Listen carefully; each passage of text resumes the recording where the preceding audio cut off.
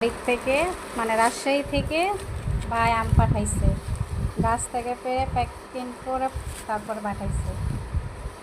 এই যে প্যাকেটটা খুললাম, এর মধ্যে আছে জাদুর বাক্সের মধ্যে আছে আম পাঠাইছে। গাছে টাটকা আম। এটা কি আম জানেন? এটা হচ্ছে দুধসর আম। গাছ থেকে ভাই শক্ত, এটা আরও 2 দিন পরে খেতে খেতে হবে, কেননা এটা যদি শক্ত না পাঠাই তাহলে পাকনাগুলো পাকাইলে খাওয়া যাবে না, ওর জন্য শক্ত শক্ত পাঠাইছে। ওগুলো গুছাই গুছাই রাখছি। এগুলো কাঁচা আম, আর এগুলো পাকতে আরও সময় লাগবে।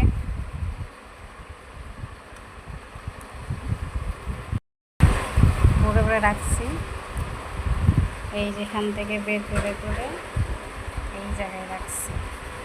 আম প্যাকেট খালি। আসলে বাবা না থাকলে কি হবে, বাবার দায়িত্ব ভাই, ছোট ভাই পালন করছে।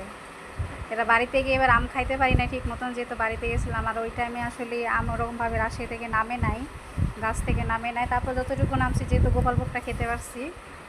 আর এটা হচ্ছে গাছ থেকে, গাছ এখনও পাকে নাই, এটা অনেক শক্ত আম, এটা আরও অনেক দিন পরে খাওয়া লাগবে। এগুলো হচ্ছে ভাই, বাবার দায়িত্ব ভাই পালন করলো আর কি। আমার বাবা নেই, বাবার জন্য সবাই দোয়া করবেন, আর আমার ছোটো ভাইয়ের জন্য সবাই দোয়া করবেন। সবাই ভালো থাকবেন, আল্লাহ হাফেজ।